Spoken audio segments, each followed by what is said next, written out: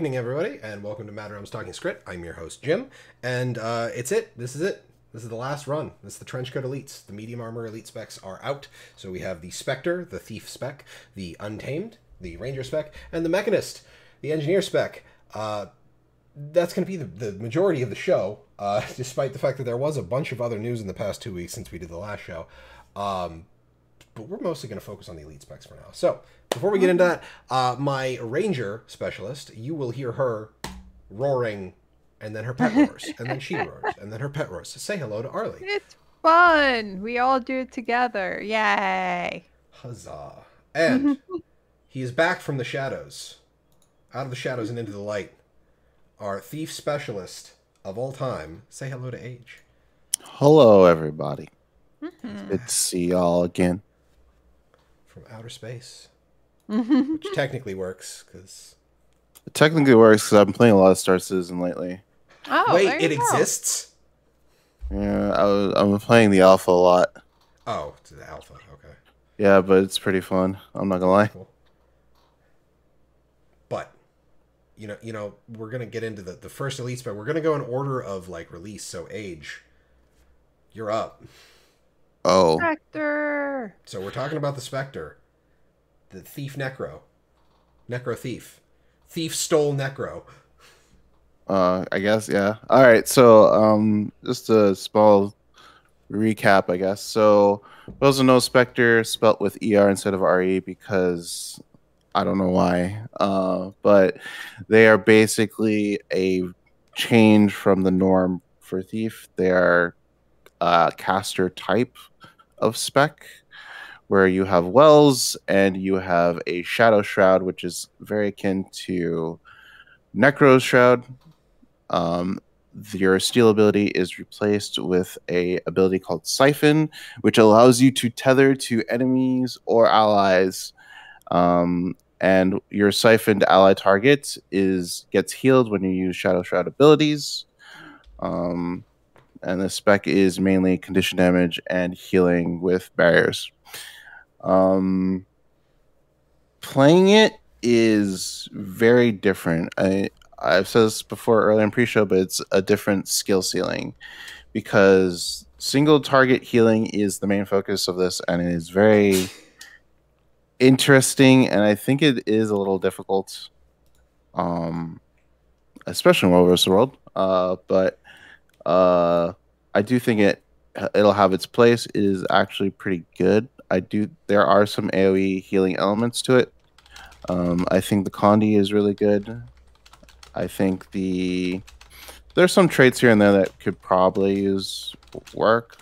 But overall, I do enjoy it. It's a very different playstyle, so I'm not really good at it yet, I would say, but I can probably get there. And yeah, those are my initial thoughts on the spec. Okay, and I believe you said you lose initiative for playing Spectre. How much initiative? Yeah, you lose 3 initiative to gain the shroud, which I'm still 50-50 on because I've always said that preparedness, which is a minor trait and trickery, should be baseline because it allows you to be more flexible in terms of your traits. You don't always have to take trickery. But with Spectre, you always have to take trickery just because 9 initiative is not enough. Yeah. Plus, you get some decent Condi and boons bonuses depending on what you want to do. So, but I'm still 50-50 on if 12 initiative is enough for Spectre. It's just that I'm used to 15, I guess. But yeah. Is there a spec on Thief like that you've used that does not have trickery? Raid builds that just require me to do DPS pretty much. Okay. Like power DPS. I would think even for power, even for raid builds, it would be very useful just to have all those extra skills. You're doing more 1 damage, I guess, than anything else. Okay. Is it, like, for me, on the outside, as not at all a Thief player, it sounds really cool and nifty. Like, did it feel cool and nifty to play? It is, In yeah. concept? Yeah, because like you're not well. For those who know, all your wells are basically shadow steps, so you can literally blink around to allies or enemies depending on what the well does. Um, and the scepter is really solid, so you can actually heal with it. So you have to target an ally to heal with it, or you can do damage with it.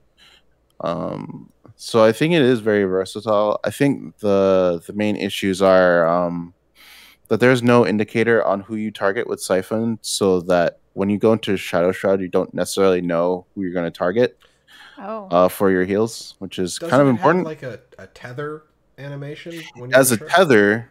But when you're out of Shroud, you don't know Okay. who that's attached to, who you're going Like to you attach can't to. pick who you're going to attach to. It No, just happens. you can. So you You have to can. siphon an Oh. ally, and then they. So yeah, if you don't have a siphon target, it'll just auto assign one when you go into the Shroud. Oh, But okay. but if you siphon a target and then like a minute later you want to go into Shroud and it's like, oh, who do I have targeted? You don't necessarily know. Oh, Okay. okay. So maybe something that like a little nameplate that's near your F1 to say, hey, Yeah. this ally is just to show the name of the person you have siphoned. Yeah. Or even like a Deadeye mark would also work on top of the ally just for you, just so you know. Maybe like a little ring of shadows at their feet. Or a marker above their head. Yeah, something like that. Yeah. Something, yeah, just a little something that'll help with that. Okay. Um The the steel traits, I would assume they work when you use them as normal when you use on an enemy. How do the steel traits work when you're siphoning an ally? they do not work at all. They are only assigned only when you target an enemy, all the steel traits are apply. So the boons that you get, the damage that you do, the the colonies that you do, all those apply. When you steal to an ally, it's basically heal barrier. Okay. Feel like perhaps a support Spectre would probably not trade into all the steel traits then, because that sounds like you're losing Oh, out on a lot of. it still works. I mean, like there is a trait that gives your allies boons, so it works out.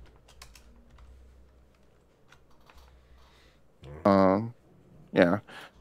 They thought about that. Like in terms of trickery, it's frontlined into being like doing boons, reducing steel recharge, and condies. So trickery is a really good line to take, and I think the only other good line to take is well,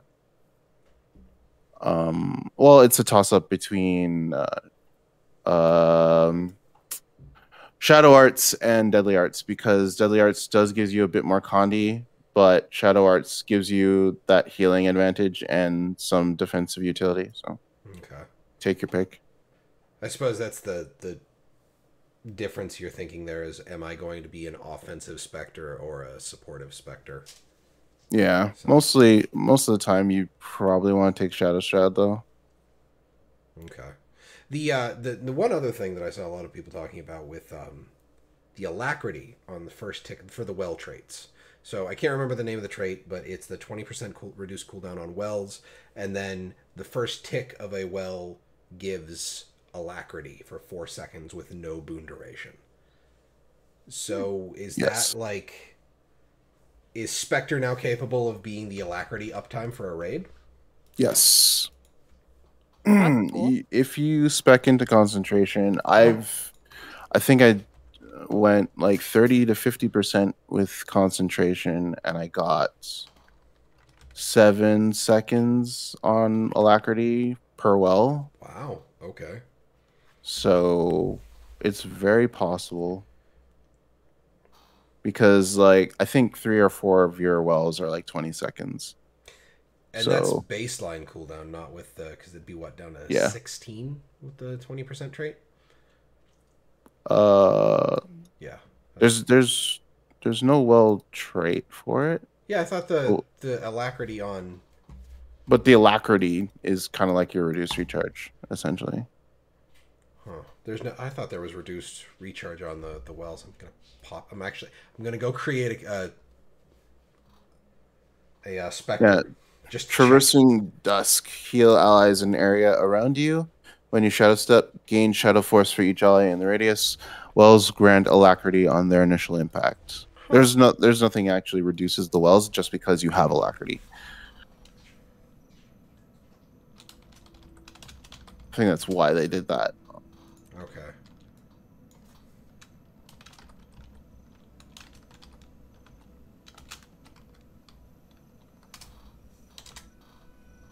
I guess that would make sense.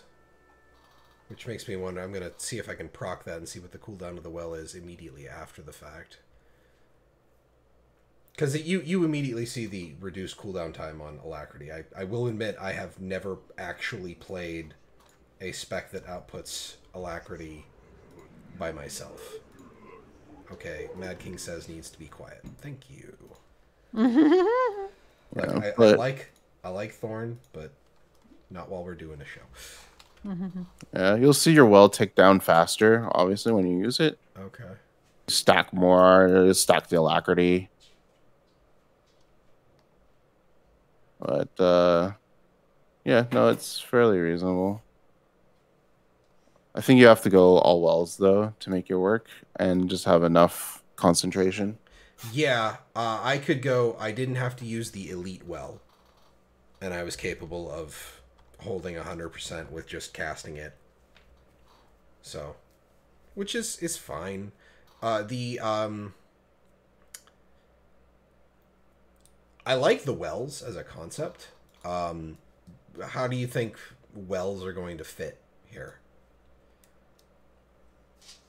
I think it's good for the spec in and of itself, just because it provides... It synergizes well with Shadow Arts for the AoE healing. It gives... You can go supportive or damage. Like, either way, what you get out of those wells work for both. So... Okay. And I suppose the next one is like the Wells of Bounty and Sorrow.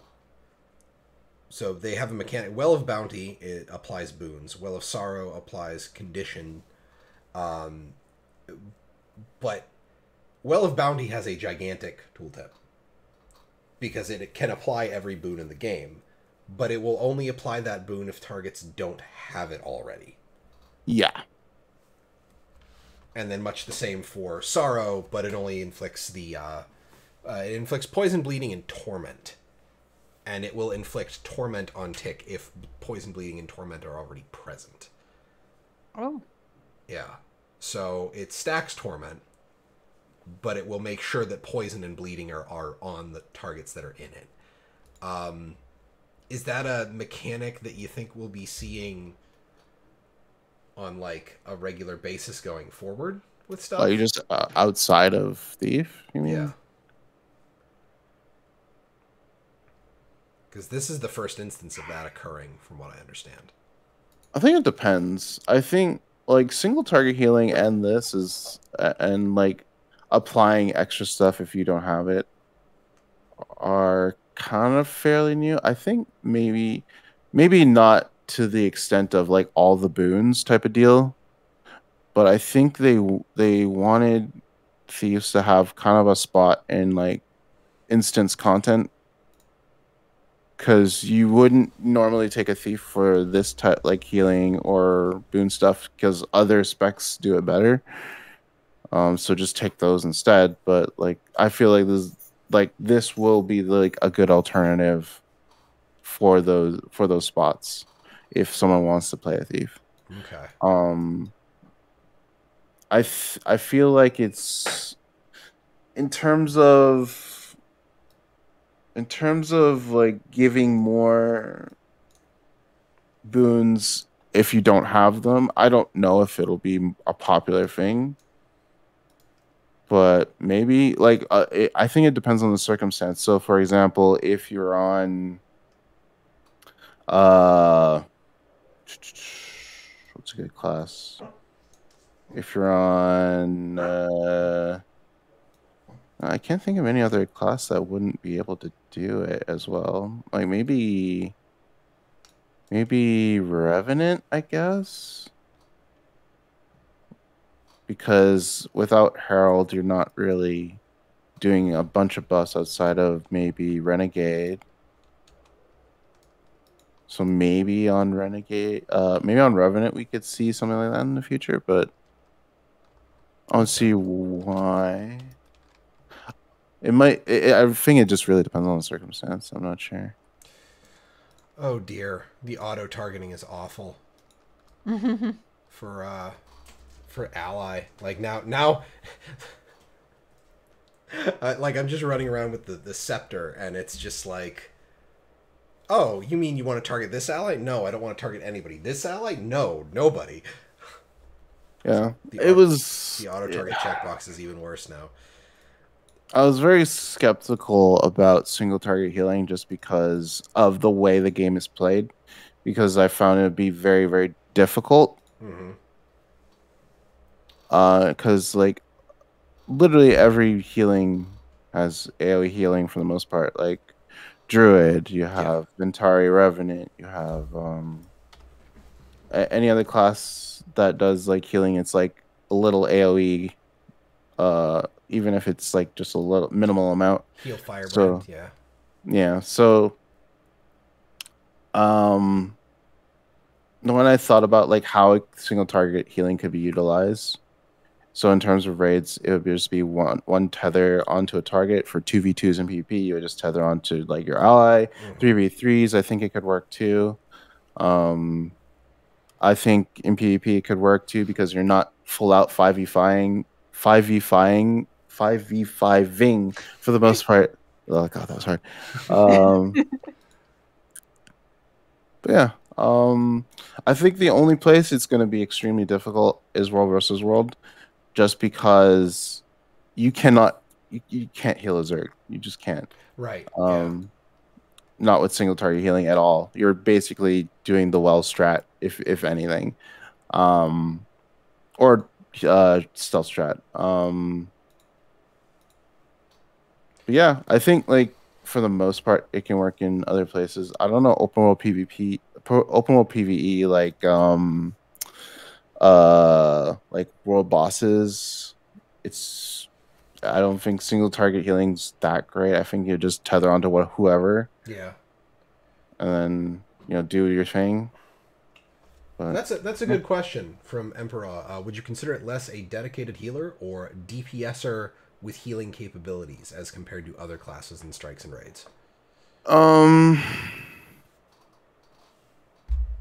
It's a good question. I think it is a DPS healer for the most part, and I think like that was one of my two spec options that I would say.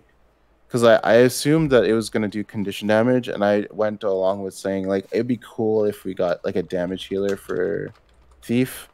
I thought it would be with like Greatsword or whatever, but I mean this works too. I think the amount of healing you do AoE wise is very dependent on how you spec. So I haven't gone full testing on that, honestly. So if I go like straight up full healing, no Condi, just like healing concentration, I don't know how well that does in terms of AoE healing. Because if it does pretty well, then I would say you could play like a straight up healer if you really wanted to. But I just realized apothecary gear is going to be useful here. I'm messing around mostly with Plague Doctor. Ooh, I hear about Plague Doctor. I've never actually looked at Plague Doctor. Yeah, it's pretty decent. I don't think we have the beak mask. Yeah, but right now I would say DPSer with healing capabilities is my go-to answer right now. Until I do way more testing, because like this is like very new, and I'm a type of person that's not super good at something like right away unless it's lucky.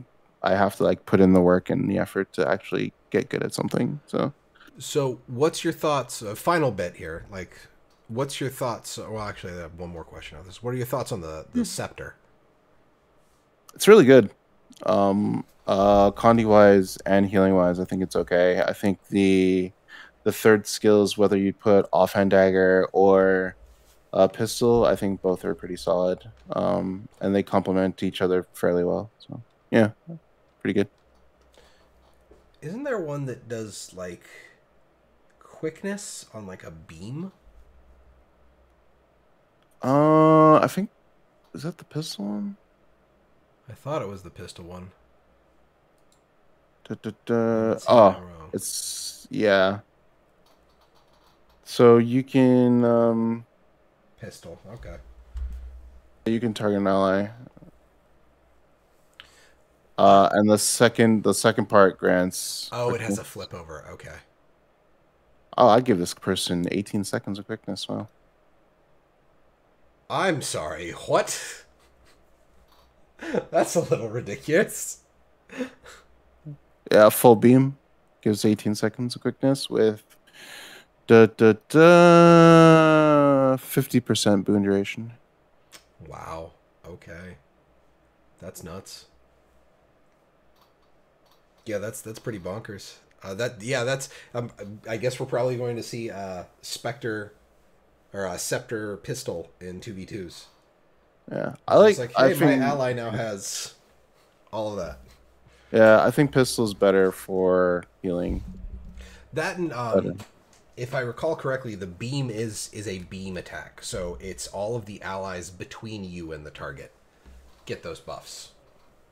Correct, but you first shadow step to your target, so you would have to get your person, dip back. Okay. So you can use the well to back up, and then just use your 3 again to do the beam. Yeah. Now, finally, the last question I have is: there any standout traits that like really pique your interest here? Traveling Dusk is pretty much the best trait.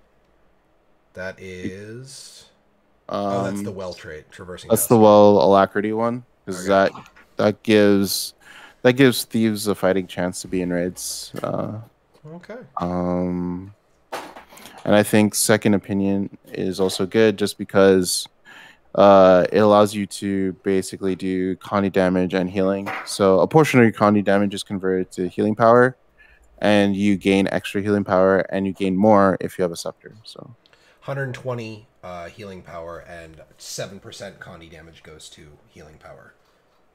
Yeah. So I think that's the first time I've ever seen healing power come from a damaging stat. I want to say. Based on, yeah, I would say so. I think mostly it came from like toughness or vitality, I guess. Yeah.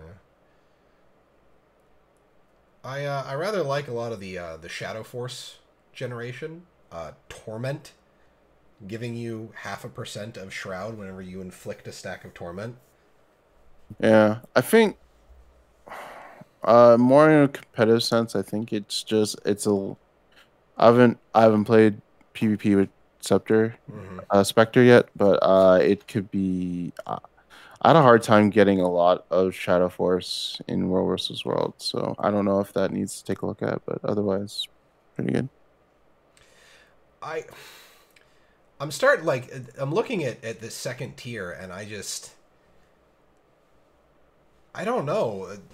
Traversing Dusk, I don't think there's a single trait that really competes. I feel like that should be the Grandmaster. It's really good. That's kind of ridiculous. They might move it. I don't know, but okay. And then I guess the one final thing. Do you have any complaints other than the? Oh wait, no, that was in pre-show when you talked about who we're targeting. Yeah. So you'll have to bring that up again.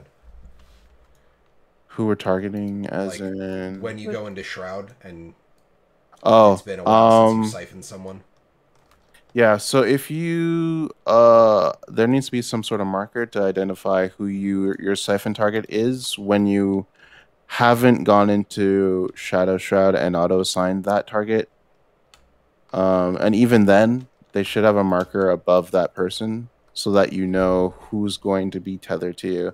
So if, for example, if there's two people in front of me and I'm tethered to one, but I don't know which, but the other person needs the heal, I need to siphon onto them and then heal them. So I think it's important to have, I would just say put like kind of like a Deadeye marker, but in blue or purple above the target that you have siphon and just make it visible for you. So there's no confusion. Okay. And it's also good because like if other specters target that same person, you're both not as confused as to who's targeting who, for example. Yeah. And I don't think the ally should see it at all, just because they might do something stupid and then the person sniffs off and then you're not getting healed. And but yeah. So Specter only visible graphic on the person you have targeted. Yes. That, and I want my 3 initiative back. Give it. I mean, how many times? Like, I'm pretty sure every time we talk about Thief Balance and you're on here, we talk about the initiative from Trickery should just be folded. Yeah, I will take a slight nerf if I get it back. I will gladly. I just want that flexibility. Yeah, Emperor. I believe that was we brought up like the Deadeye mark. Yeah, sort of like a Deadeye mark, but just for your target. It would be really cool if but this would require everybody to have shadows on. But like if your character shadows like stretched to be tethered together. Yeah. Like what was that one? I can never remember the guy's name. The one ninja from Naruto. The one ninja from Naruto. The guy who used the shadow magic constantly. Oh, I can't remember his name. I was just like, it was Shikamaru is right. It was just funny because like I missed the first part and I just heard the one ninja from Naruto and I was like, really, the one ninja? Just the one. just the one. I knew he was talking about too. I just don't remember the name. Yeah, it was Shikamaru. Names are a problem, but yeah. So like, honestly, it sounds like Specter is pretty solid for you then. And Spectre's pretty solid. I also say that even if you don't play Thief, you might enjoy Specter. Because I know Jebro in particular has never really played Thief, but he's enjoying Specter a lot. I have never played, I've tried to play my Thief and it's just never clicked with me, but I'm sitting here wondering if Specter might be my opportunity to give it a shot. Just because it seems to be very drastically different from Thief in a general sense. Yeah. So I might want to go for it. Even if I'm just going for like a damage build, doing some kind of like Condi build would be pretty good. So can go for that. But I believe if you have no further things to add to like problems you find with Specter, or any final thoughts in a general sense. I think some of the Shadow Shroud traits could probably take a look at, because there's some that I would just never take. Like one that like when I leave Shadow Shroud, it will just kill the rest of my bar and heal allies around me. That's nice, but then I have to gain all that Shadow Force back again, and it's kind of okay. I don't know. That's not very. When you're already doing single target healing, it's hard enough, So is Shadow Force generation that bad? I can't say. Okay. I honestly can't say, because I've only played in World vs. World, and World vs. World is hard enough as it is to like target people properly. So I would imagine it would be the Traversing Dusk, which on top of applying a ton of alacrity, also gives you Shadow Force based on people in your wells. I don't know if that functions. Let me see if I can pop over to my Thief here that I made. That's the Ranger again, Jim. You got to click on the right icon. Mm-hmm. And now it's going to take forever because I'm trying to load into the Silver Wastes. But I know think there's a trait called Amplified Siphoning, which gives me increased Shadow Force, but I don't think I've taken that yet. Well, because I'd rather also have in Traversing Dusk, the same tier. It's the same tier, yeah. Yeah, like that was my biggest problem, is that Traversing Dusk is, if you have literally any reason to make use of a well, period. Okay, I know Hat was playing damage focused Specter on Tuesday, and he's saying that generating Shadow Force wasn't that big a deal. I haven't taken Amplified Siphoning, so I can't. That might be the trait that you need to take in order to get more, but do I have to be in combat for this to proc Shadow Force? That's annoying. Mm-hmm. Why you gotta be like that, game? But yeah, like Traversing Dusk it feels very strong for tier 2 trait. And then the Larcenous Torment, and I guess 20% damage bonus on Torment is kind of a big deal, but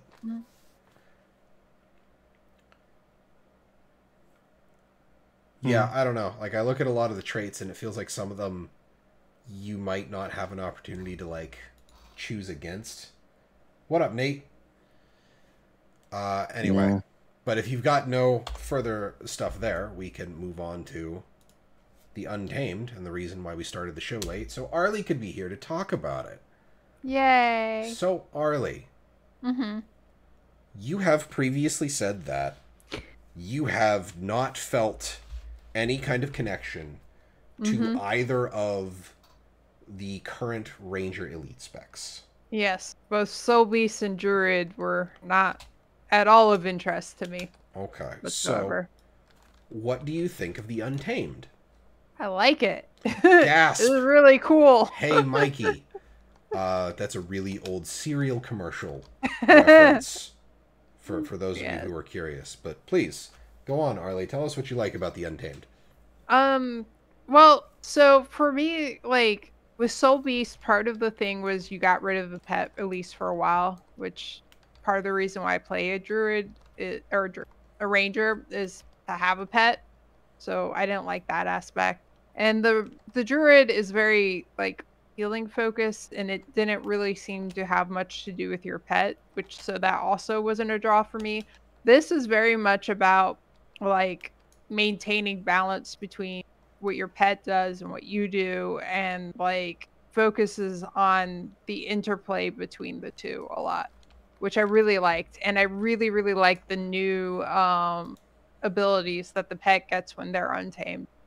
So much so that I mentioned it, I kind of prefer keeping my pet untamed more than me going untamed, just because it felt, in general, there's a lot of reasons for that, better overall. Like, yeah, I did less damage, but my pet got really cool things, and it felt like the things that I got, like, one of the things is with the hammer, the skills that switch over, you lose some of your conditions when you're untamed.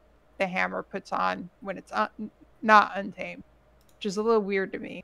Feels like the opposite of what it should be. But I was also thinking about it, and I think part of the reason why I was tending to prefer the pet to be untamed is I was thinking about it more similarly to Harbinger Shroud and how that works than, like, flipping between the two. You know, it was more of, I was thinking of it as like a shroud of putting it in and staying in for how long I could, basically. So I also feel like there needs to be a little bit more bonus you get when you switch it. Like, there are some, but I feel like there needs to be a little bit more. We can get into that. But right now it feels like you're incentivized to pretty much mostly stay yourself untamed or your pet untamed. There's not much incentive to switch around, except for in a couple of, I believe there are a few traits that, rather, I think there's only one trait. Yeah, tier 1, number 2 trait, Cleansing Unleash, remove one condition when you or your pet unleash. So, yep. Every time you swap. Yeah, and I was using that, and it's handy if you get a bunch of conditions on you. And I'd imagine, like, in PvP, that's probably going to be a good one because you can just divulge yourself of conditions if people get you on them. But I don't know. I feel like having more of a reason to swap around would be good besides just that, basically. Okay. Yeah, currently Vow of the Untamed is the Grandmaster minor trait. When you are unleashed, you take 10% more damage but deal 15% more damage. That was the other reason. But so, when you are not unleashed, you deal 15% less and take 10% less. That's I feel like huge shit. Yeah, I was gonna say that was the other reason why I didn't want to unleash a lot, was because I felt like I took so much more damage and didn't put out enough to warrant it. You know, like it's suddenly like I would go from not having to worry about my health too much to being like having to be really careful about what I was doing, and it didn't feel like I was putting out enough more damage to warrant that trade-off. Right. So I feel like they need to either dial back that negative a little bit, or the negative taking more damage, or increase the amount of damage boost you get a little bit. Well, I suppose the problem there is if they increase the boost, it also reduces the amount of it further reduces the amount of damage you do while not unleashed. Because that's the outgoing damage modifier one way or the other. Right. So, I suppose let's start with, you talked with the pet, because you talked a lot about liking the new pet skills. For the folks at home, if you're not super familiar with Ranger, if your Ranger is unleashed, or if your Ranger is unleashed, if your pet is unleashed, you gain access to 3 new pet skills, your F1, F2, and F3. It modifies your pet bar. I'm not a huge fan of no longer having return bound to a key. I'll need to fix that if I play Untamed.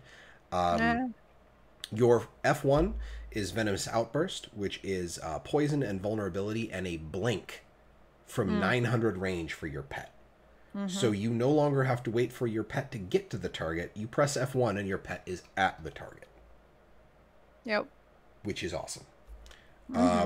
Second skill, F2, is Rending Vines.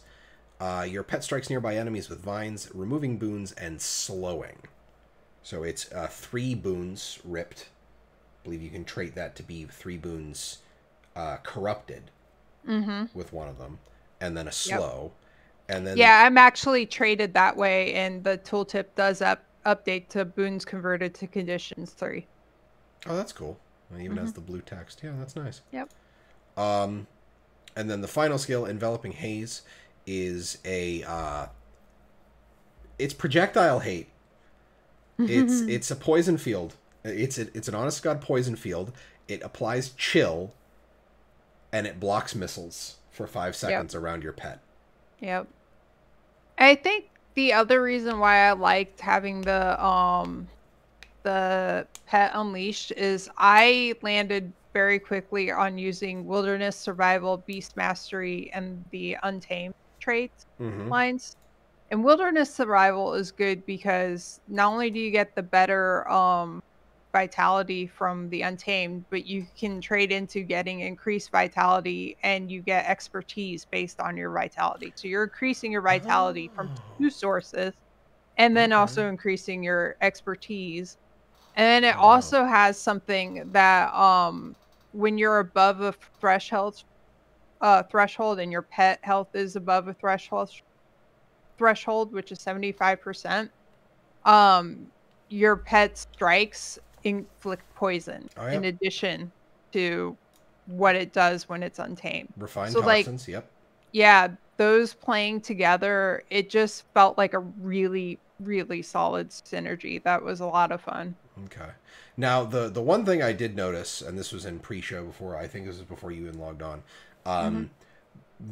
when you have the unleash on yourself and you have your pet in a depowered state, you still have control of the F1, F2, and F3 skills, unlike usual. Like the standard Ranger pet bar is F1 is go attack that target, F3 is return to me, and F2 is your pet's special ability. Right. And all of the other pet skills get used on cooldown by the pet. Mm-hmm. So yeah. but as an Untamed, you have control over that, and you can trigger it. Like I currently am looking at having a wolf, and I have the cripple that they have on the F1, and the knockdown is on the F3, and then the fear howl is still on the F2. However, the F1 and the F3 are not beast skills. So the only thing that procs the traits that, you know, go off of beast skills is the F2 still. Yes. Yeah.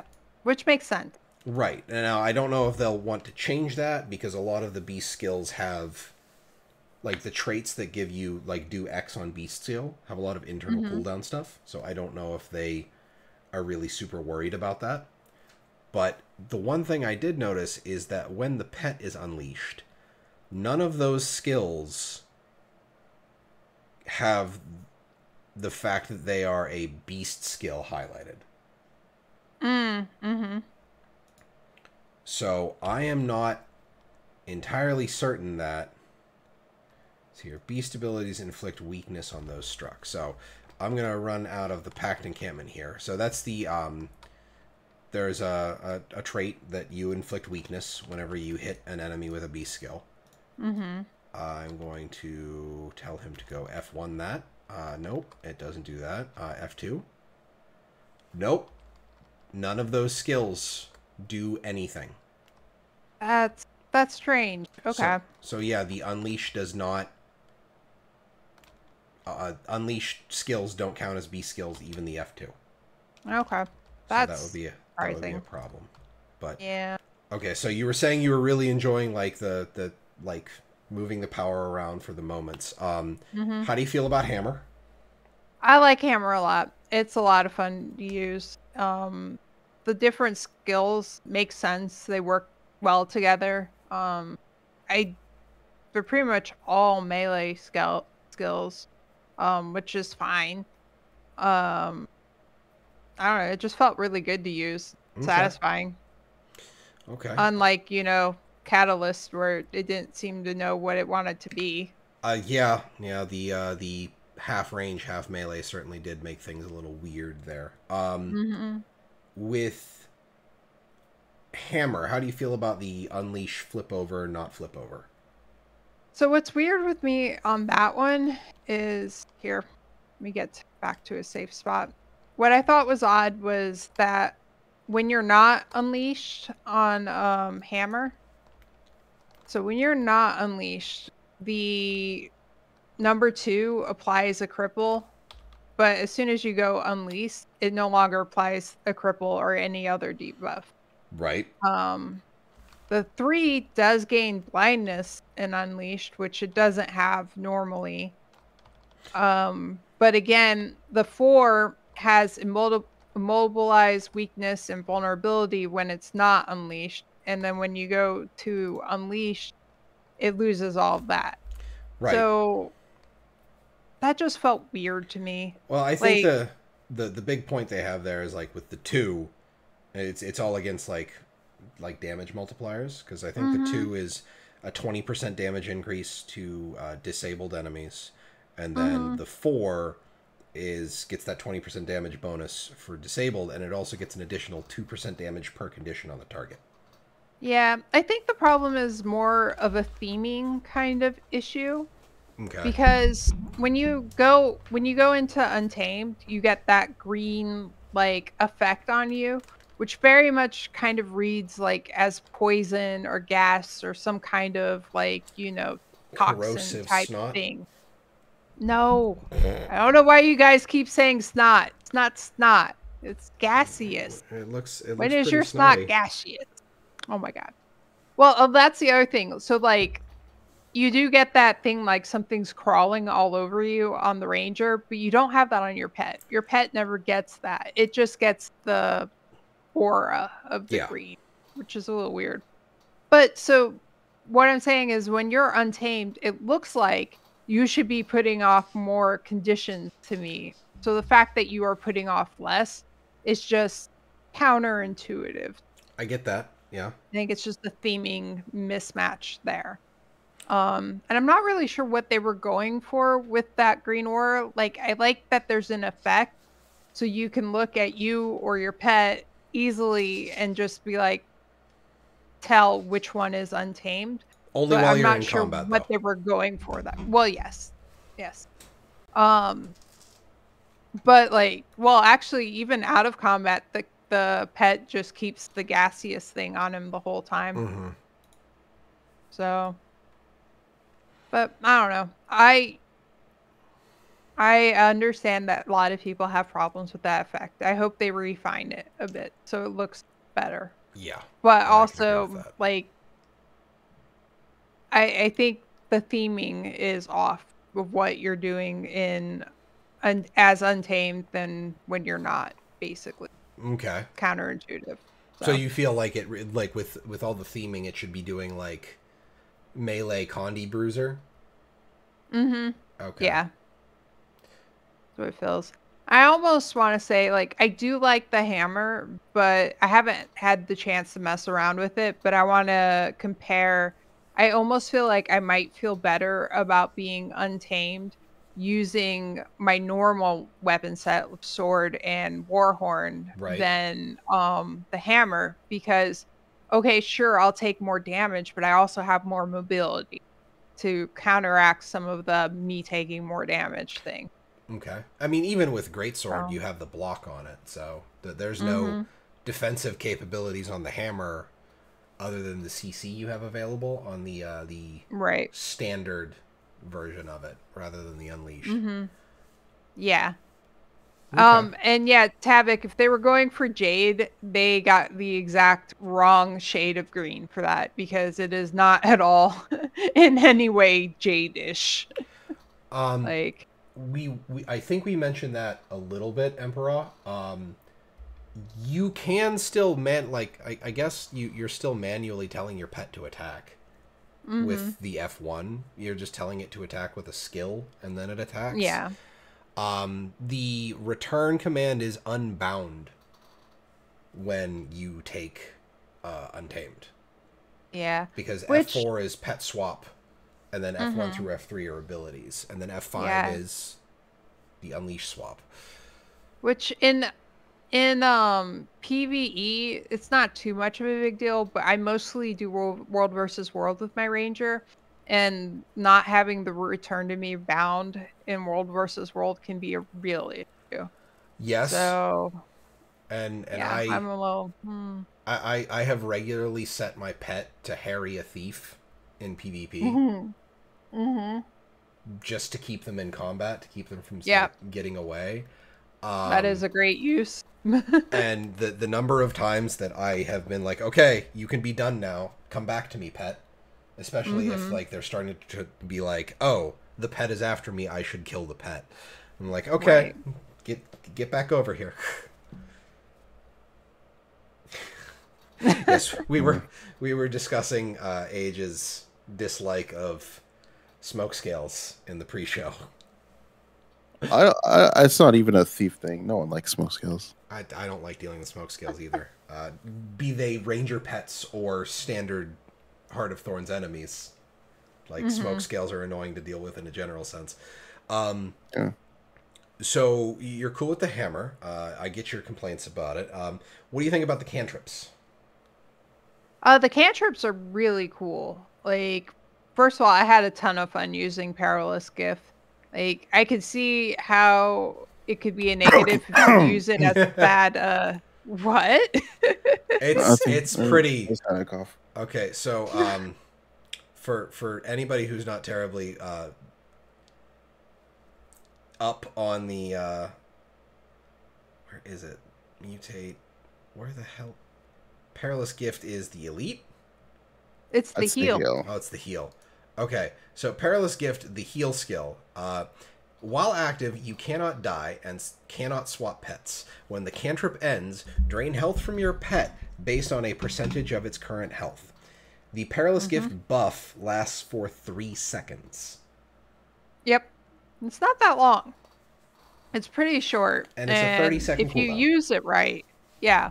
If you use it right, it can be really strong. Could also be bad if you use it at bad timing. But yeah, you know, I like it. It was fun. That was the other one I have words with. So any of the other cantrips? I also really did like the unnatural traversal, which allows the ranger to blink in. Mm-hmm. That reminded me, I mentioned it when we were streaming. It reminded me a lot of the Revenant ability that does something similar. It's a sword but skill, isn't it? Phase traversal. Oh, phase traversal from Shiro. Okay. Yeah, I was going to say there is a sword thing that does it, but I was thinking of the phase traversal. Okay. Yeah. So, for people at home, 40-second cooldown, teleport to target, making nearby enemies vulnerable. If an enemy is struck, the skill's recharge is reduced by 50%. Mm-hmm. So a 20-second blink to target. Yep. Yep. At a 900 range, no less. Which is pretty awesome. That's some thief shit right there. Yep. And then I did really like forest fortification as well. Oh, the elite. Okay. Mm-hmm. The elite. That was really well done. It's kind of the reverse of how I felt about Harbinger, where I felt like a lot of the base stuff of Harbinger was great, but their extra stuff, the elixirs and all of that, were bad. Mm-hmm. I really like the cantrips for the Untamed overall.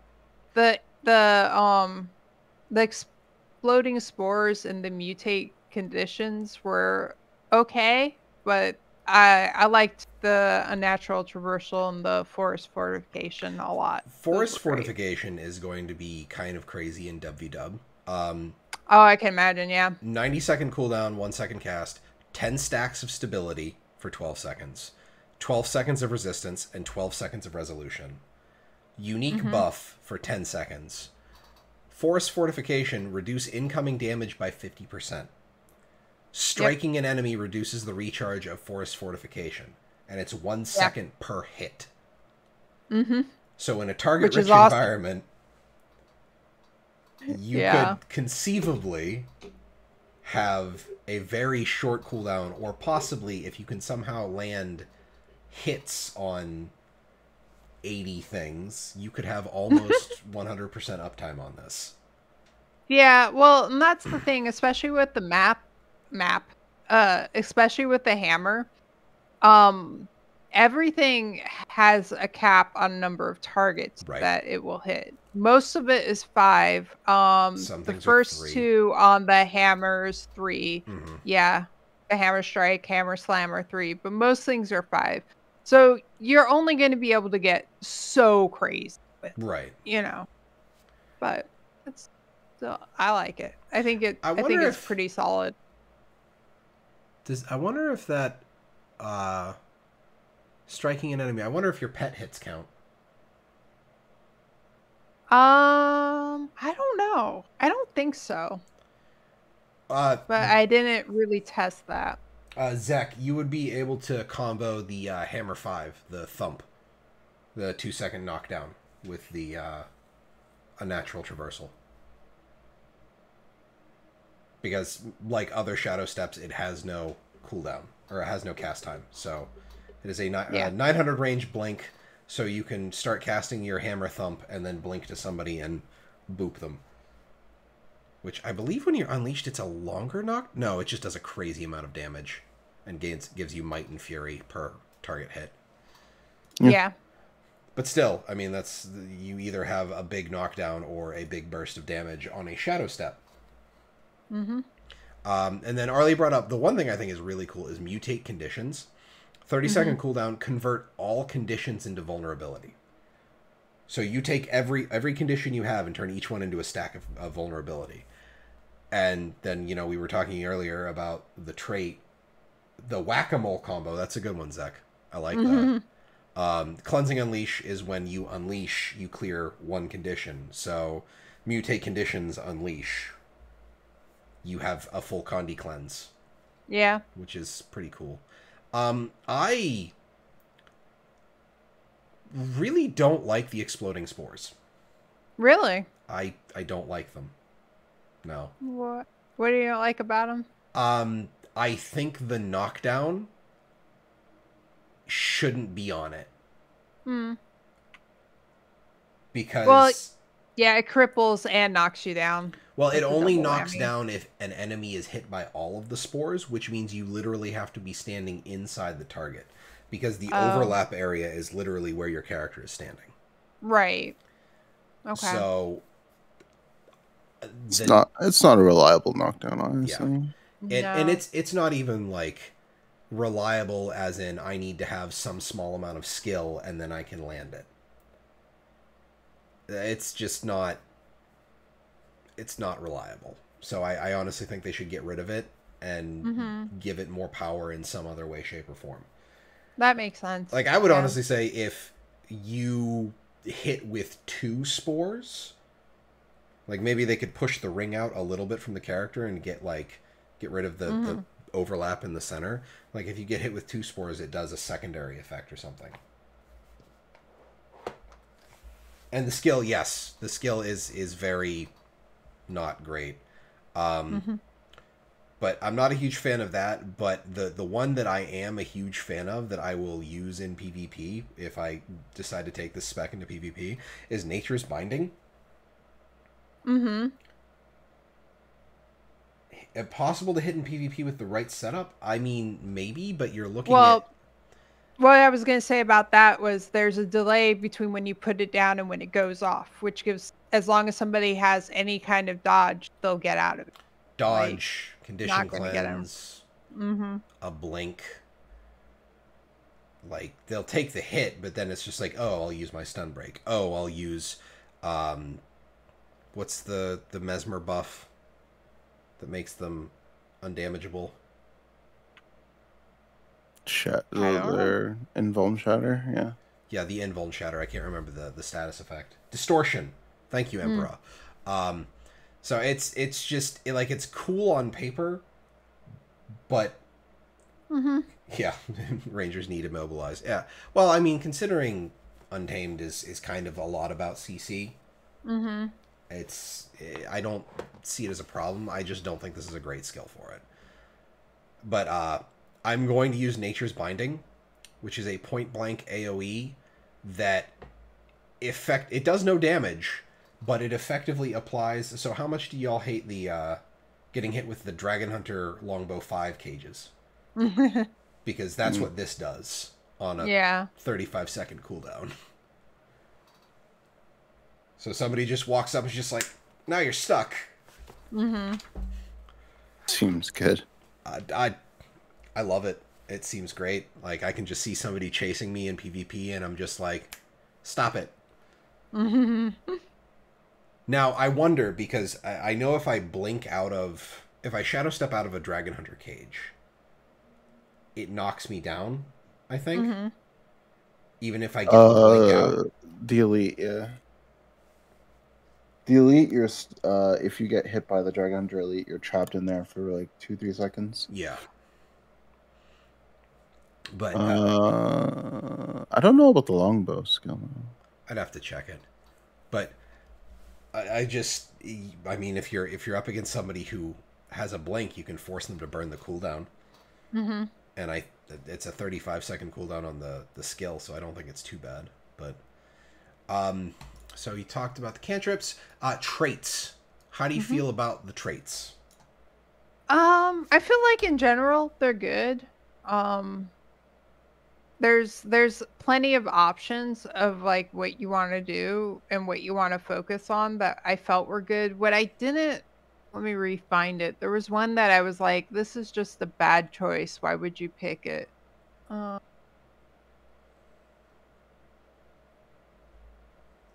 well, I also want to say the last one in the last row, the middle one, restorative strikes, a percentage of the strike damage you deal heals you. I had that on most of the time, and I really couldn't tell. Like, it was not noticeable at all. It's supposed to be 10%, which I guess is not a lot, but still, Especially if you were going with like a Condi Bruiser setup. Mm-hmm. So I can imagine if you're not doing a lot of strike damage. Right. Like Yeah, you have to physical. build for it. Mm-hmm. Yeah. It's more it's kind of like regen. It's supposed to be like complementary healing. So as you're attacking, you're slowly healing. Yeah.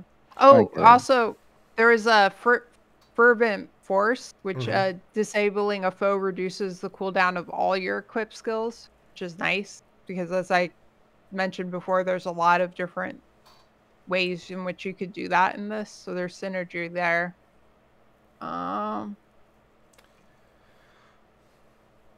I've been messing with Ferocious Symbiosis, the final Grandmaster. It's a grand total of, it's a stacking trait with 15% damage and 25% move speed in combat, which would be pretty solid. Solid buff duration, 5 seconds, and then it's using a lot of the other stacking trait things that they have with this run of Elite Specs, where every time you proc it, it refreshes the whole stack, not just an individual stack. And it's on you or your pet. So within 2 or 3 seconds, you're at full stacks. So just being in combat and actively attempting to fight, you just have a bonus 15% damage and 25% move speed.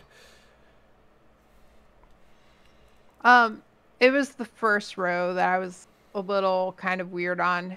Just because, so the top one is debilitating blows, which based on your state, it disables a foe, or disabling a foe applies conditions to that foe. So it's either, I think if you're untamed, you apply vulnerability. If your pet's untamed, it applies weakness. Yes. That's kind of cool. And then there's venomous outbursts applies blindness in addition to its other effects, which is nice.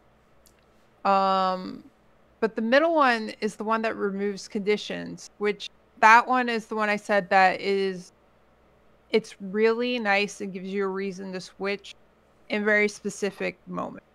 Right.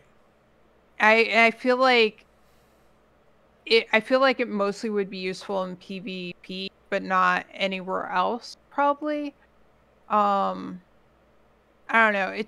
It feels like there's not much reason to pick it. And I guess it's alright for one of the traits to be only usable or really good in one specific game mode, but it just feels overly situational to me. Like, I don't know. Getting rid of cleaning your conditions is awesome. So I don't know that they need to offer anything, but it also, compared to the other ones, feels less exciting. That gives you more of a reason to switch between the two Untamed, you know? Personally, I would say it's not, like, if it was more conditions, or if it, like, offered you something after swapping, other than just the condition clear, it would be more useful, but, like, I would honestly rather just, if I'm still playing an Untamed, I'd rather take survival skills and take the Wilderness Survival Grandmaster Wilderness Knowledge, the survival skill trait. It gives you Fury and cleanses 2 conditions whenever you use a survival skill. Yeah, and that's the other thing. It removes 1 condition. Like, it's 1 condition on a 10-second cooldown. Yeah. So. But still, like, I don't know. It just, compared to the other ones in that row, it just feels like it's not to the same level, you know? Yeah, I get that. Part of my problem with the blinding outburst is I feel like blind does not do an awful lot of work in PvE. Although, correct me if I'm wrong on that, anybody in chat or Age Arlie, like, I just don't feel like blindness is super useful in PvE. No. I've used it before. I mean, it's not bad. Yeah. But I can keep someone blind, and it's a hit that I don't take. Yeah. So. I suppose for dealing with, soloing stuff, or it's not of any use against bosses. Yes, that's true. And I don't even think it deals. Yeah. I don't even think it deals break bar damage like Chill and Cripple and Immobilize do. No, I don't think so. So, Actually, let me /wiki break bar. Because I know there's an article on it on the wiki about what... no, blindness does. Blinded deals 20 breakbar defiance bar per second. Oh, okay. So it's on par with weakness. Wow. Okay. So the more you know, blinding actually does defiance bar damage. So I guess finally we've gone over the weapon, the traits, the unique abilities, the skills. Is there anything you don't like?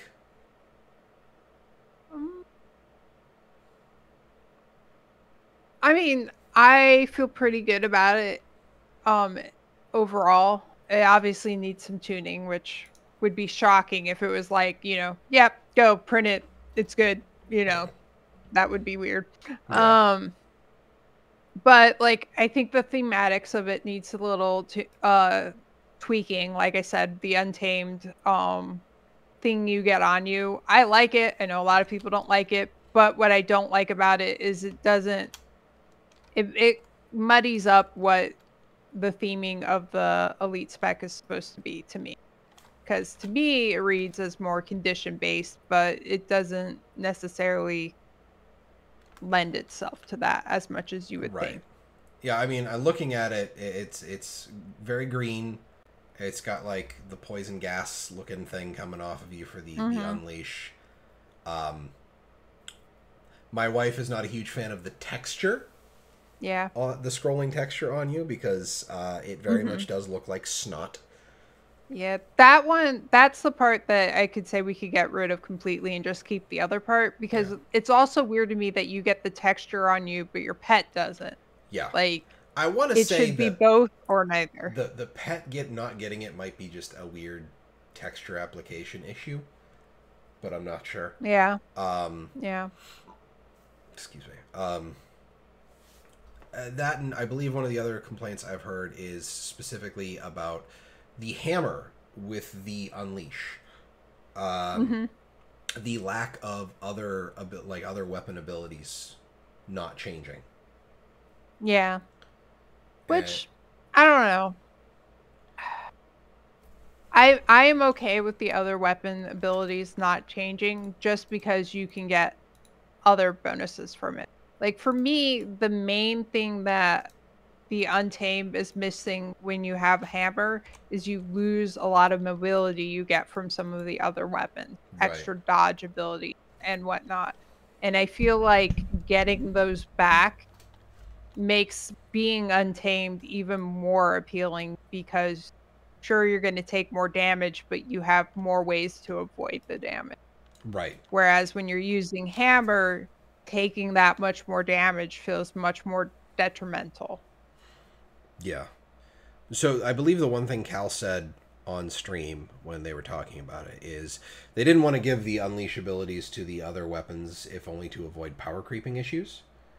I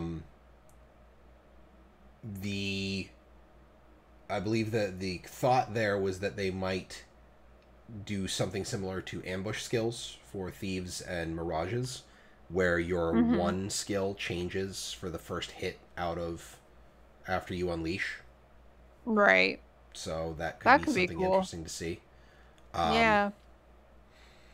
In ZeKrioX, I kind of get that. Like, ZeKrioX's point, for anybody who can't read the text, he's saying that every pet having the exact same set of unleash skills is a bit disappointing, which even if you were doing it by pet family, kind of like they did with Soul Beast, still a lot. Yeah. But I will say, I was initially, when I started with it, I was disappointed, because I went immediately and tried different pets to see what there would be different, because that's one of the ranger pet things, different abilities. Yeah. But at the same time, I like the skills that they get enough that I'm okay with them having the same unleashed ones or untamed ones. Yeah, let's see here. There's an awful lot of pet categories. So 1, 2, 3, 4, 5, 6, 8, 9, 10, 12, 13, 14, 15, 16, 17, 18 there are 18 pet categories. Which 18 times 3 is 30, 54? 54? Am I doing that right? 18x3. Yep, 54. 54 skills. 54 new skills that they would have to balance. Yeah. I don't think they have to be like super good or anything. I think maybe like one good skill, like one. Well, I guess that is the problem, but I mean, at that point, you're basically just taking it all back to the default ranger interface where you just have access to the one pet skill, and that's why you take the pet. I think if they had made the F2 the unleash skill and then leave the ranger pet as is, it could have been doable. Yeah, they could have, but like I said, I really like the 3 skills we get. Like those are really nice. I wouldn't want to lose those just to have different options with different pets. Like to me, that's not a good trade-off. I mean, they could have done just the simple thing of like, oh, you press your pet's unleash, your pet's F2 is now better because it's unleashed, but that could have been a nightmare to balance as well, because then you're just balancing.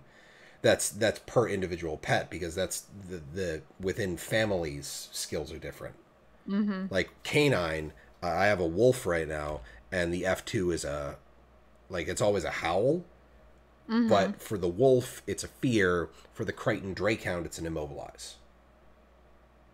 So they'd have to figure out like how do you improve that for every like individual pet. So I don't know how you make a Beastmaster line then, because it's like you would want your pet to have awesome skills, but you would also want diversity in the pet, so that you would want to be like a Beastmaster who chooses their pet based on like what they do. Well, and I think that is one area where I think they might need to, like, at least one of these unleashed spec abilities should count as beast attacks. Like the fact that none of them are, I didn't even realize that. That hurts using the Beast Mastery line a lot. Yeah, and you would think that there would be a lot of synergy with Beast Mastery here. Yeah. I'm going to assume that the Unleash F2 not counting as a beast skill is an oversight, or at least I really hope it's an oversight. Yeah. Catch you later, Emperor. Trust me, there will be Mechanist discussion, because that's me, and I have things to discuss. But other than that, Arlie, final thoughts? I'm excited. Okay. I think this is actually the one that I'm most excited about. As much as I liked Harbinger, I'm really excited about the Untamed now. Wow. Yeah. So out of all 9 elite specs, this is the one you're most interested in? Yep. Okay. What do I think of the new upcoming ones? I can't form an opinion until I actually get to mess with them. Arlie's gonna have a baby turtle. I am. Because what it was the baby siege turtle, Phoenix. I can't remember the other 2. Yeah, I don't. Because like I said, just remember siege turtle. Yeah, Arlie's gonna have a siege turtle and a siege turtle. But white. It'll be like my siege turtle is running around with her baby. The Wallow. Yeah, wow. Yeah. It'll either go up tomorrow, or I might move it to Monday. I don't know, because it depends on the hell I'm doing on Sundays. But with that, you being excited for Untamed, that leaves us with finally the Mechanist, which would have been 7-bit pulling this off, but he ate some bad gas station tuna salad or something. That's not what happened, but it's just the joke that popped into my head. So you'll have to deal with my discussion of the Mechanist, which I spent the entirety of Tuesday night playing.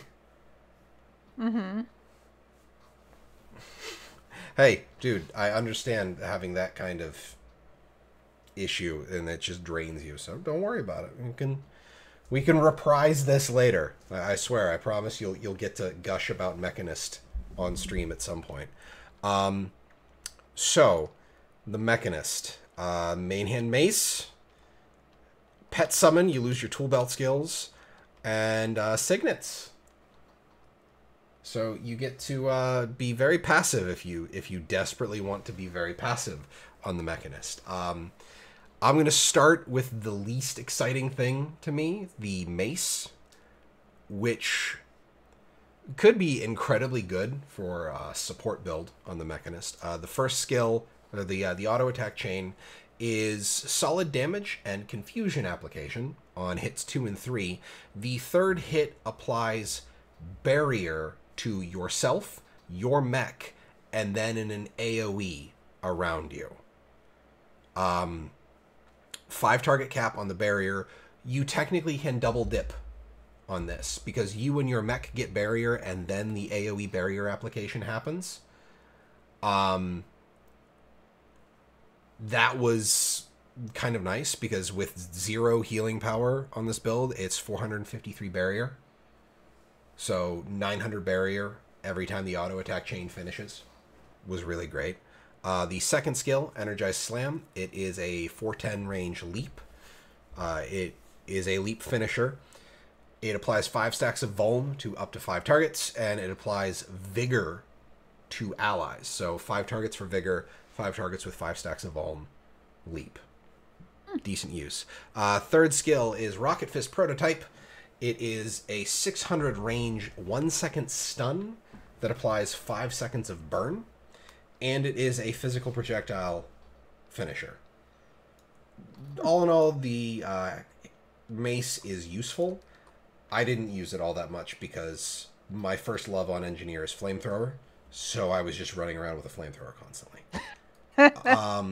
I won't talk about the mech just yet because that's heavily tied in with the traits. So I'll move on to the signets. The Rectifier signet is your heal skill. It is a passive heal. I'm going to assume it's every second. It doesn't say what the interval is. It's a solid heal. And it's... You're right, Zach. Like, the mace is very much... It's very Guardian flavored. If you took out the confusion, I think makes it very Engineer flavored. But... yeah, I agree with that. Rectifier Signet, the heal skill is solid. I think I only had to use it once or twice, and I was not being careful when we were running Silver Wastes on Tuesday. Force Signet is the power signet. It is a point-blank AoE knockback and a stun break, with its signet power being power bonus. The one that I'm not sure if I like it or if I think it's the Shift Signet is a 1200 range Shadow Step for both you and your mech. It is 1200 range Shadow Step. For you and your mech, it teleports you and your mech to the target location. The passive bonus is a 25% move speed. It has a 3/4 second cast time. So it's a Shadow Step with a cast time. Okay. So it's a little weird. Mm-hmm.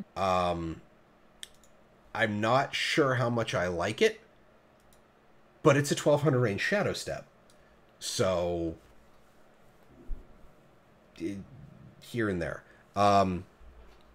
The Barrier Signet is 10% reduced damage passively, and then if you activate it, it gives you a projectile hate bubble that applies barrier per pulse for 5 seconds. It's either around you, or if your mech is summoned, it is around your mech. And then the last regular signet is Superconducting Signet. Increase Condi damage, and it creates a damaging field around you that applies Vuln and Confusion. And is a lightning field, which is cool to have. Okay. Yeah. The final signet is the Overclock Signet, which its passive ability is to reduce the cooldown of your other signets by 20%. So it's the signet trait, quote unquote. But your signet trait is actually something completely different. But that is the ultimate is a 1500 range Jade Buster Cannon from your mech. Which double effect on this, if you hit Overclock Signet and your mech is not summoned, it forcibly summons the mech to fire the Jade Buster Cannon. Even if your mech summon is on cooldown. So wow. I sit here thinking it's entirely possible that Overclock Signet is going to be incredibly useful in PvP for Mechanists, because the Mechanist loses a lot of power without the mech. So PvP, you're going to want to kill the mech. Well, the Mechanist is just going to be like, well, screw you, here's the mech again. Which, the Jade Buster Cannon itself, I am disappointed because it doesn't show the actual, like, skill. There's no tooltip for the Jade Buster Cannon. Like, you don't know what it does. Oh, wait, there it is. It doesn't show on here. Doesn't show there, but let's see here. The Jade Buster Cannon, if you go into the hero panel and look at it, it is a 5-hit skill, applies burning for 2 seconds on everything. It pierces, it's unblockable, it hurts. Like, it's a lot of damage. But that is where I have no problems with the signets, other than the weirdness with the Shadow Step one, because of the cast time on it. Because I'm just not used to cast times existing on Shadow Steps. And there also is a portal effect, excuse me, which announces your arrival, which most other Shadow Steps don't do either. But when an engineer and its mech shows up at the same time, I kind of feel like, in a competitive sense, it's probably for the best if you get at least a little bit of warning before the engineer boops you. Right. So, finally, calling in the Jade Mech, you have F1 through F3, kind of like the Untamed. Console commands. Boo. Boo, Zek. And this ties in very heavily with the traits, because the traits are much like with the Hollowsmith. They talked about building your lightsaber with the Hollowsmith. With the Mechanist, it's Tier 1 is your arms, Tier 2 is your frame, and Tier 3 is your core.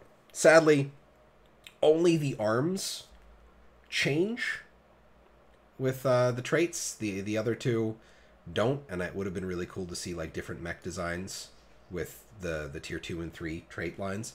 It is separated between Condi, support, and power. Top, middle, bottom for that. None of them, they're all really cool. They also all change your F1, F2, and F3 skills in that order. So for me, I was running around with my flamethrower. I had my mech set up as ranged fire support with the spark revolver, which is the power damage output.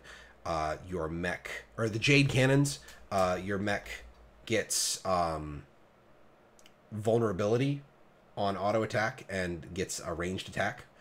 The F1 that it gets is called Spark Revolver. It is a 12-hit volley at 1200 range that pierces. Spark Revolver does a ton of damage. I was seeing 50k hits, 50k damage chains with it. And that was with non-optimized gear. I'm here in the default gear they give you, which is soldiers. It's full soldiers gear. Everything. And I was hitting 50k spark revolvers. But the first tier is cutter arms, so you get bleeding on hit, and then you get an F1 that gives you a crazy amount of bleeding in an AoE in front of the mech, so the mech does a big AoE smash. Final one is might generation on hit to allies. Oh, I didn't notice this. The mech does not count against the target count for this trait. So the mech will always give itself might and then give might to 5 other targets. Huh. Okay. And then its F1 ability is Explosive Knuckle, gives a hit that does weakness. And a large bit of... It dashes and then does that. And that counts as an explosion by and of itself. I'll go over the minor traits in a moment because I have some problems. You have words? I have words with the minor traits. Okay. Tier 2, the frame. Again, I was running with power here. Mech frame variable mass distributor. You get the core reactor shot, which is a launch, a ranged launch. It is a 1200 range launch skill. Granted, the enemy sees a giant ball of green energy flying towards them, but still.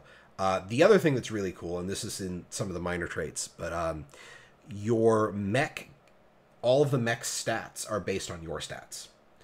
So with this skill, with this trait, power, precision, and ferocity, 50% of my traits, or my stats for that, the mech gets. Which is, again, a really cool way that they have this set up. The second trait, the support one, is channeling conduits. It is concentration and healing power. When you or your mech apply barrier, you also grant alacrity. So anytime you or your mech apply barrier, you apply 1 second of alacrity with this trait. There are a lot of, like I was talking about the AoE barrier application on the mace with the auto attack. There's a lot of alacrity application here, which is really cool. The F2 skill from this one is Crisis Zone, which is a... your mech shrugs off several conditions. You drop 3 conditions off the mech, and you apply Aegis, Regen, and Protection, and Alacrity to nearby allies. Again, they have the your mech doesn't count against the target cap for this. So the mech gets the boons, and then everybody else, 5 targets around the mech, gets the boons. The Condi one inherits 100% condition damage and expertise. So it's different from the power one. You get 100. Your mech gets 100% of your Condi and expertise. The Discharge Array F2, which is your pet. Your mech gets an AoE field that deals slow and confusion for 5 hits over 5 seconds.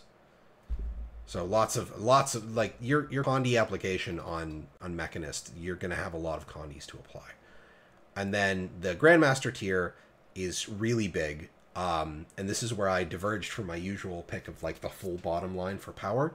The Mech Core Jade Dynamo is your mech, every hit has a 33% chance to count as an explosion for the purposes of all your other traits. Oh. So every hit, your mech has a 33% chance to trigger explosion traits. Which is why I went firearms for Juggernaut, explosives for explosive stuff, and then Mechanist. And yeah, like 7-Bit is saying, there's a lot of buildcraft going on here. It's kind of ridiculous.